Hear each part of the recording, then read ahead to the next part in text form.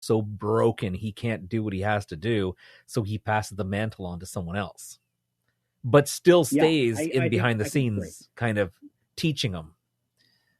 Yeah, like a mentor or an oracle figure. Like it's very interesting. There are quite a few Robins that have come through the DC timeline. My personal favorite is Damian, his son. His son. I think I like him because he's the kind of guy that, he's such a young kid that he goes, screw you, Batman, and he starts having a full fight with Batman. Like he doesn't, and there's no question that he can he doesn't think, oh, I'm going to lose to Batman because it's Batman. He just thinks I'm going to fight him because I want to fight. And I've always liked that kind of energy that even Batman has trouble hanging on to Damian. I think he's a really interesting character, interesting Robin. My favorite. He's Robin. Quite a dark character to play a Robin, and each one of them has always been kind of broody or dark in their own little way, but Damian is like off the scale dark to the point where like he has absolutely zero problems killing people. Totally agree. I mean, because his training and stuff, but yeah, we're really interested to see where it goes, and I know that season 3 was supposed to start shooting now. Okay. I was in talks with the coordinator before we shut down. I mean, just a brief conversation. I was working on season 2 with Jason Momoa, and we were shooting. The team that does that is a stunt team called 8711. You know their work from John Wick and from Atomic Blonde, okay. And they were working on season 2, and we were putting together some rehearsals and some previs for that. This was literally the week before we got shut down. And the coordinator for Titans swung by because he's also an 8711 guy, and he came by to say hi to everyone, and we know each other from Titans, so we were chit-chatting about where Titans was going to go season 3. So all of that was supposed to start up. So unfortunately, it does mean that we're probably not going to see a season 3 for some time, unfortunately. Yeah, with everything kind of on hold right now, that really sucks. Man, fuck the coronavirus.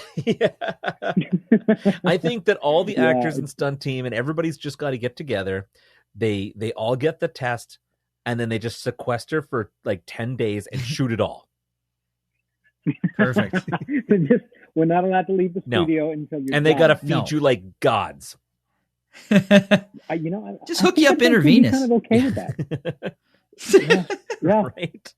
I think we're going to see a resurgence of animation. I was reading the other day they were going to do. Oh, they're bringing back Animaniacs. Did you guys hear that? What? I had read that somewhere. I honestly thought it was a joke, and I'm thinking, how could they bring that back to reach out to today's kids? Because I just feel like the humor would be lost with them. And then I'm worried that they'll screw it up. Oh, you know what? That's always a worry. I mean, here's the good news: it's the same cast. Oh. So my feeling is that the cast is so embedded in these characters, they would know what's going on. And I'm of the opinion, and I know it's not a popular opinion, and I know so forgive me, but I'm of the opinion I'm all for remakes. My feeling on a remake. I mean, we do it all the time with like Shakespeare. Like, it's been hundreds of years we've been dealing with remakes of Shakespeare, and no one says boo. My only problem with a remake is when it becomes an attempt at doing what we did last time. So if you wanted to do a remake of like Blade Runner, for example, and you tried to shoot it like they shot it back then, you're not doing the material the service it deserves. What you're doing is you're just recreating a movie.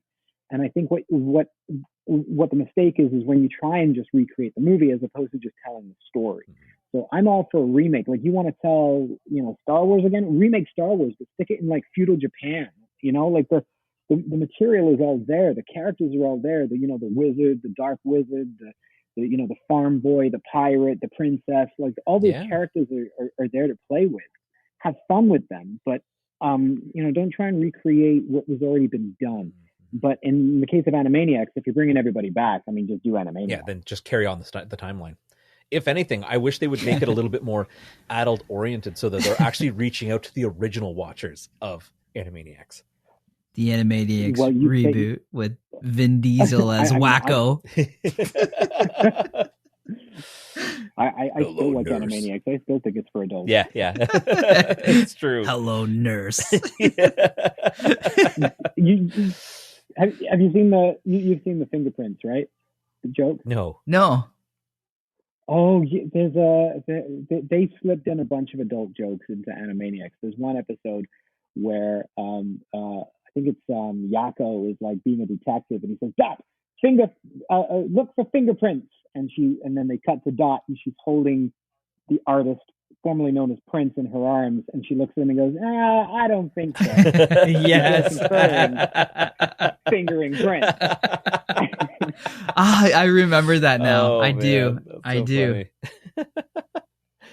Yeah, so I think we're going to see a resurgence in animation, because you can create social distancing. It's just, one or two people will go into the studio. Yeah, it's true. A lot of people could basically just do it from their own home computer. Everything is done via conference. They collaborate, and we have the software to do it. So truly, that's probably what's going to happen. Some amazing animations are going to come out of this.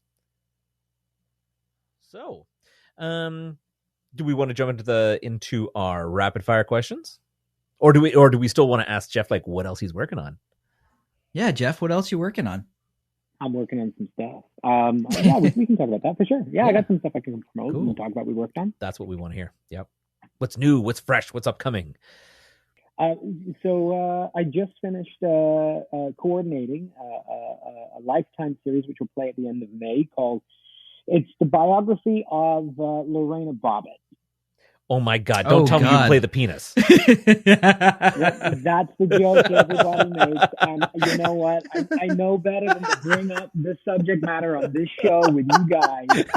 I was walking into it, but it's an important story. And what I will say is this: like, I shared the same opinion you guys did, because I grew up in the '90s, and I watched late night television and Howard Stern, and the big thing was Lorena Bobbitt cut off her husband's dick. Yep. This particular story talks about, from her point of view, and how she kind of got railroaded by the media. The reality is, and I'm going to go dark on you guys for a moment, so I apologize. But the reality was that she was routinely abused by her husband and repeatedly raped by him. She had pressure from her community and her mother. There was religious pressure to keep the marriage working. She went to multiple lawyers to try and get a divorce, to try and get and they wanted proof that she was getting beaten up and raped and stuff. And she tried recording it. He found out about it. It all went very, very bad. And then one day she just snapped and cut it off. Anyway, this story is her version of that. And so it's her story of what happened, and it's really good. And the actors are phenomenal. Everyone's very passionate about it. We did some good stunts. There was one moment where John Bobbitt is pulling out of his driveway, and he's really mad at her. He's just taken away her car keys, and she tries to get them back, and he gets in his car, and she leans in to try and get the car keys back, and he grabs her and then just takes off down the driveway. So we dragged the stunt girl about 20 feet by a car, which was kind of awesome. We had an amazing stunt performer named Jen Murray. It's going to look amazing. That'll air on Lifetime Network at the end of May. Nice. Cool. We were working on season 2 with Jason Momoa. That was awesome to work on, and we barely got going on that. There was I can't drink a mimosa without thinking about Jason Momoa. I was sitting in the hot tub the other day going, Momoa. I heard he's like the nicest guy ever. Kind of energy, really awesome dude. Like, yeah. Like straight up, really, really great guy. Big dude. Yeah, that's cool. Yeah.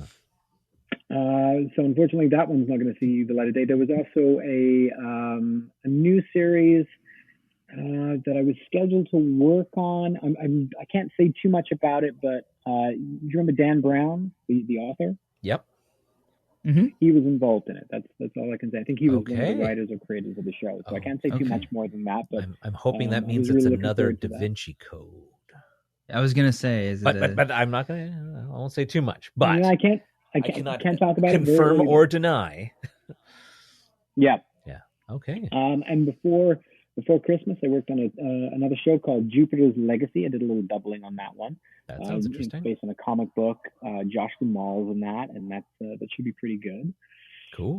And I had a part in this other show called Ginny in Georgia, which will be on Netflix. I think it comes out pretty soon. I got a little fun acting role in that, which was kind of fun. And What We Do in Shadows, which I think started airing last night on the FX network. I double Nick Kroll on that one. Okay, cool. Dude, you're crushing it. Oh, thanks, man. Yeah, it's been a good little while. Last year was really good. I had a little part in Supergirl. I flew out to Vancouver, worked on Supergirl, and there was another TV show called Utopia Falls. I did a little performance in that, doubled a guy and coordinated second unit. So there was a bunch of stuff going on. I was very lucky. We were busy. That's really cool. Did I just hear you said you were doubling for Nick Kroll? Yeah. As in the guy who does Big Mouth? Yeah. Really? That's what I was wondering. Yeah. That is like one person I would love to have 10 minutes to speak with. That guy is absolutely hilarious. He's really, really awesome, dude. Super humble. He was that whole set is really cool to work on. Everybody is very friendly and open, and the improv on that, they improv a lot of the scenes and they play with it. And then the director, Jermaine, he'll come in and be like, hey, let's take it in this direction, and kind of just dump the actors in the right direction of where they want to go with it.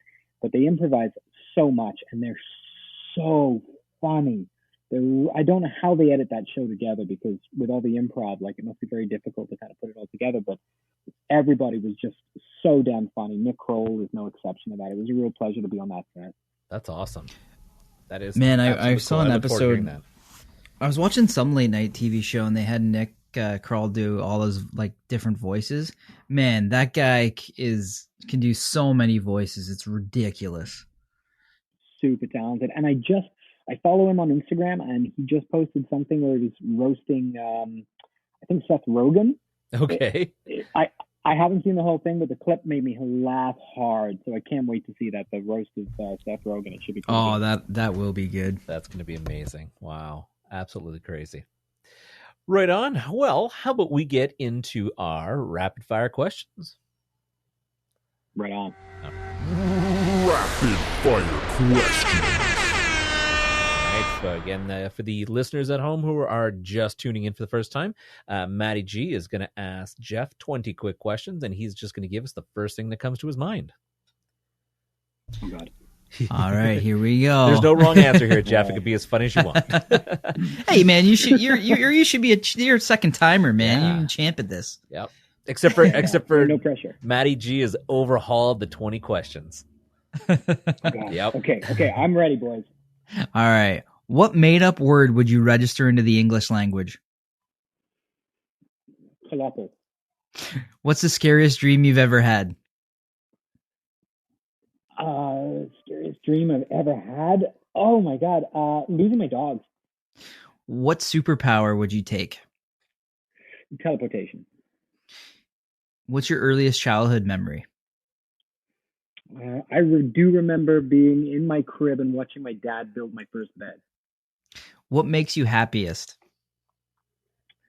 The sound of my dog snoring on my feet or in my lap. What foreign language would you like to learn the most? Ooh, that's a good question. Italian comes to mind. That's the first answer that comes to my mind. I don't know why. Okay, Italian. Weird. What decade or era would you most like to live in? This one's pretty good. Except for this whole Corona thing, I'm pretty happy where I am. I mean, it'd be really cool to go back to I'd like to go back and visit the 1950s and see shit. But yeah. I like the internet. I'm good. I like my PS4. So I hear you. How about this? 2030. 2030. Yeah. 6 months from now. As long as we can make it. I'm just going to roll the dice. I'm going to say 2030. Okay. All right. What's your go-to joke? Okay. I like the really, really, really stupid, cheesy jokes. All right. Dad jokes coming in. Yeah. So what's white and can't climb trees? What? A refrigerator. It's funny because it's true. That's good. What was the first movie that made you cry? Oh, the first movie that made me cry. I